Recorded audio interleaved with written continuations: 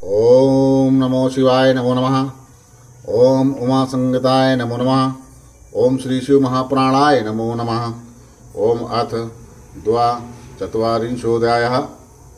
सप्तव्याध संबंधी श्लोक सुनकर राजा ब्रह्मादत्त और उनके मंत्रियों को पूर्व जन्म का स्मरण होना और योग का आश्रय लेकर उनका मुक्त होना। भीष्म जी कहते हैं, मार्कंडे महाप्राग पितृभक्ति व्रताम वर किम जातम तू ततो ब्रूहि कृपया मुनि सत्तम। हे मार्कंडे जी, हे महाप्राज्ञ, हे पितृभक्तों में श्रेष्ठ, हे मुनि श्रेष्ठ, इसके अंतर क्या हुआ, कृपया आप मुझे बताइए। तब मार्कंडे जी कहते हैं, ते धर्म योग निरतः सप्त मानस च सचारिणा वयम बुद्ध बुद्धक्षा सततम शरीर शोषयन् सा राजांत पुरोव्रतो नंदने मगवा इव क्रीडत्वा सुचिरम तत्र संभार्यः स्वं पुरम ययो। तदनुपरांत उनका जन्म मानसरोवर के हंस के रूप में हुआ। वे मानसरोवर में विचरण करने वाले सातों पक्षी धर्म योग में तत्पर होकर पवन तथा जल का आहार करते हुए अपना शरीर सुखाने लगे। इधर नीप देश के राजा, वह राजा उन पक्षियों को योगचर्या को देखकर योग धर्म की प्राप्ति की अभिलाषा करता हुआ अंतापुर की स्त्रियों के साथ नंदनवन में इंद्र के समान क्रीड़ा कर भार्या सहित अपने नगर को चला गया। आनुहो नाम तस्यासीत पुत्रः परम धार्मिकः तम विभ्राज सुतम राज्ये स्थापयित्वा वनम ययो तपः कुर्तु समारेभे यत्र तेह सचारिणा सा वै तत्र निहारो वायुभक्षो महातपा। उनका अणुह यानी अणुह नाम का परम धर्मात्मा पुत्र था। उस पुत्र को राज्य पर स्थापित करके उसने वन की ओर प्रस्थान किया और वहां पे वे सहचारी हंस पक्षी थे। वहीं पर वो महातपस्वी निराहार होकर वायु भक्षण करते हुए तप करने लगा। ततो विभ्राजितम तेन वैभ्राजम नाम तदनम बभूव सा प्रसिद्धम ही योग सिद्धि प्रदायकम। उसके विभ्राजित होने के कारण वह वन योग सिद्धि प्रदायक वैभ्राज नाम से विशेष रूप से प्रसिद्ध हुआ। तत्रैव तेह शकुनाश चत्वारो योगधर्मिणः योगभ्रष्टाः स्त्रियाश्चैव देह त्यागकृतो भवन्। कल काम्पिल्ये नगरे ते तु ब्रह्मादत्त पुरोगमा जाता सप्त महात्मनः सर्वे विगत कलमशा। वहीं पर योग धर्म में तत्पर उन चारों पक्षियों ने तथा योग से भ्रष्ट शेष 3 पक्षियों ने अपने शरीर का त्याग किया। पुनः वे काम्पिल्य नामक नगर में ब्रह्मादत्त आदि नाम वाले 7 निष्पाप महात्मा हुए। स्मृत मंत्रो यत्र चत्वारस्ततस्तु परिमोहता स्वतंत्र स्वाहुर्वः जातो ब्रह्मादत्तो महोजसा। उनमें 4 को तो अपने पूर्व जन्म की स्मृति बनी रही, किंतु शेष 3 पूर्व जन्म की स्मृति के नष्ट हो जाने से मोह में पड़ गए। उनमें स्वतंत्र नामक चक्रवाक महातेजस्वी अणु के पुत्र ब्रह्मादत्त नाम से विख्यात हुआ। छिददर्शी सुनेत्रस्तु वेद वेगादांत परागौ जातौ क्षेत्रियादादौ पूर्व जाति सहे सुतौ। पांचालो ब्रहावच्व स्वास्त सीदाचारतम चकारः दुवेदः पुंडरीकश्च छंदो गाधर्वरेव चा।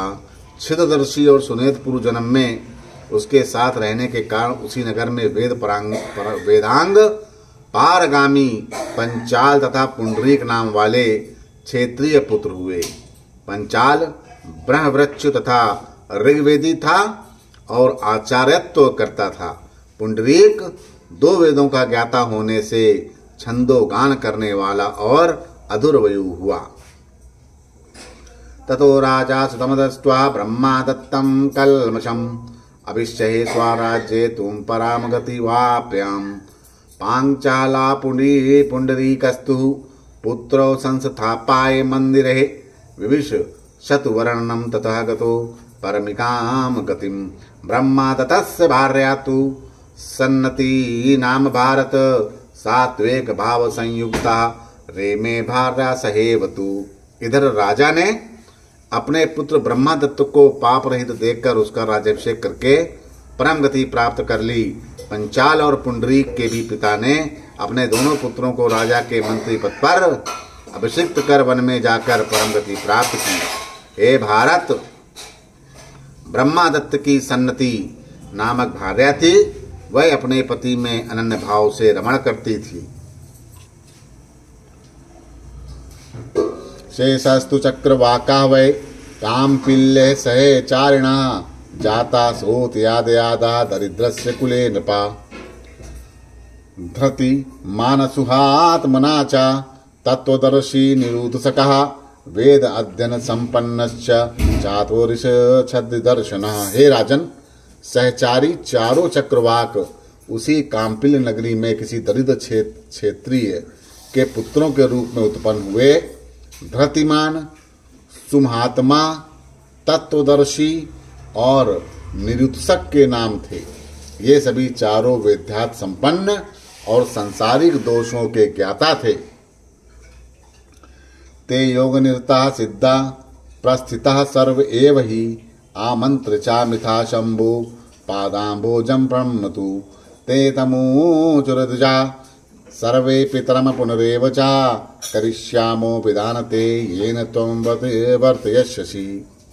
एक समय उन योग निरत सिद्धि पुरुषों ने परस्पर विचार किया और अपना कल्याण करने के लिए वे शिव जी के चरण कमलों में प्रणाम करके प्रस्थान करने लगे।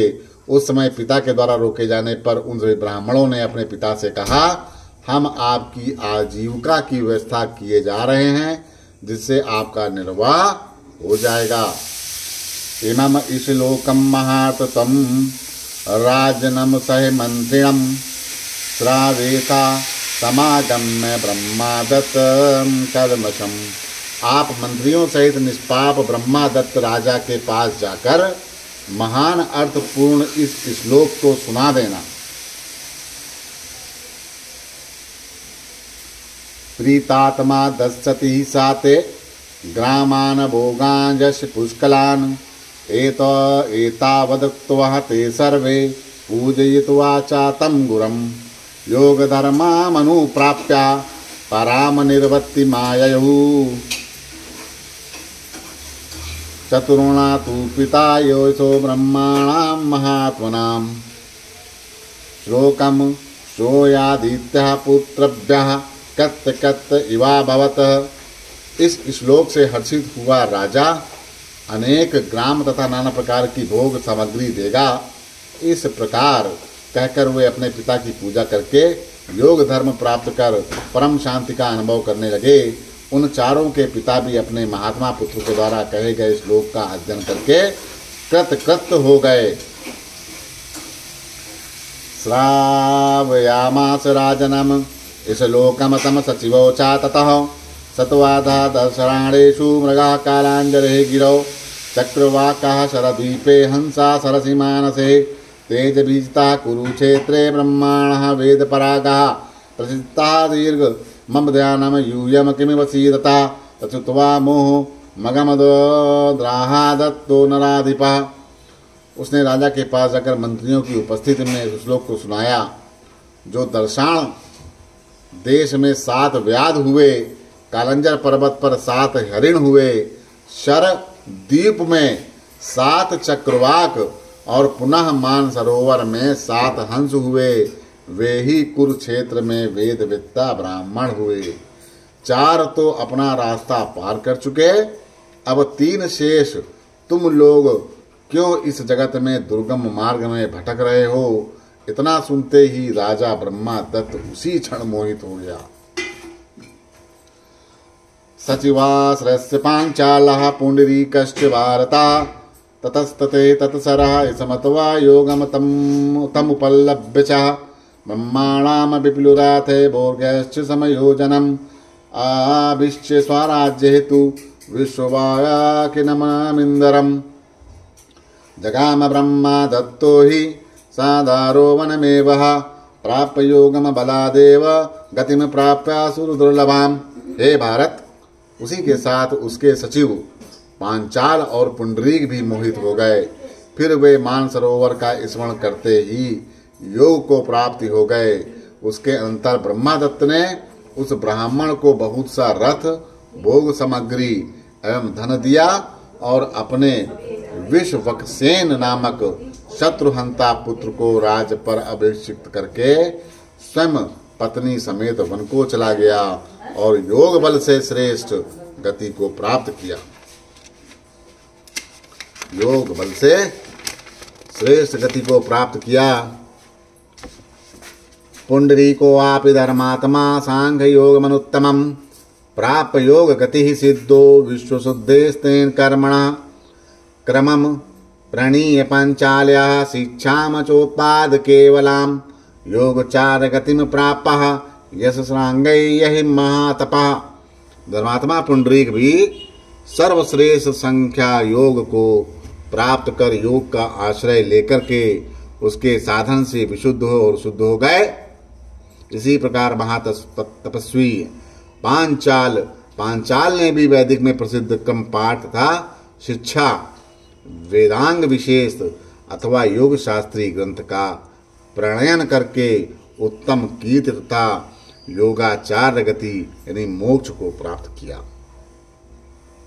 शूरा ये संप्रदन्ते अपुनभार्वकांक्षिणा पापम प्रसायन्त वद तद तच्छाम्भो परम पदम शारीरे मानसे चैव पापे वाग्जे महामुने कते सम्यदिगम भक्त्या पाठे संविता। जिन शूरों को मुक्ति की इच्छा हो वे भगवान सदाशिव के चरण कमलों का ध्यान करके अपना पाप नष्ट कराएं। हे महामुने, शरीर, मन और वाणी से किए गए पाप के नाश के लिए श्रद्धा एवं भक्ति से समन्वित होकर के इस आख्यान का भली भांति पाठ करना चाहिए।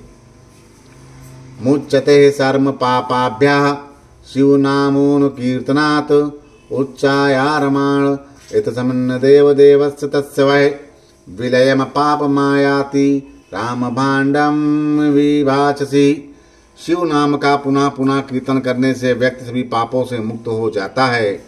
उन देव शिव के नामों का उच्चारण होते ही पाप उसी प्रकार विलीन हो जाता है जैसे पानी भरते ही मिट्टी का कच्चा घड़ा विनष्ट हो जाता है।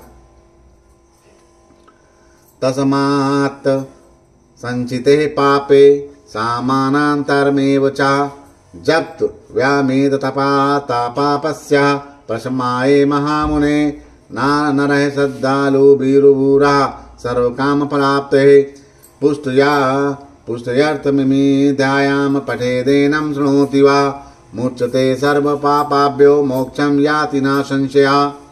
इतना ही नहीं महामुने, संचित अथवा किए गए पाप के नाश के लिए भी निरंतर शिव नाम का जप अवश्य करना चाहिए।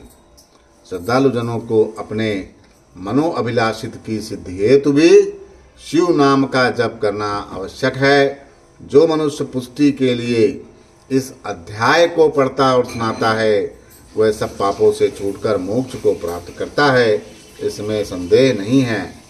इति श्री शिव महापुराणे पंचम्याम महासंहितायाम पितृकल्पे पितृ प्रभाव वर्णनम नाम द्वाचिंतनोऽध्याय। इस प्रकार श्री शिव महापुराण के अंतर्गत 5वीं उमा संहिता में पितृ प्रभाव वर्णन नामक 42वां अध्याय पूर्ण हुआ। बोलो श्री शंकर भगवान की जय।